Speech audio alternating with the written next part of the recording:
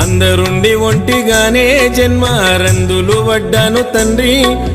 అప్పులన్నీ కుప్పలాయే నాకు చెప్పరాని తిప్పలాయే అయినా వాళ్ళు నన్ను ఆదుకోలేదు అయ్యా అయ్యప్ప నా సిగడి బతుకులో వెలుగు నింపరావా స్వామి అయ్యప్ప నాకు వచ్చిన గోస ఎవరికి రావద్దు అయ్యా అయ్యప్ప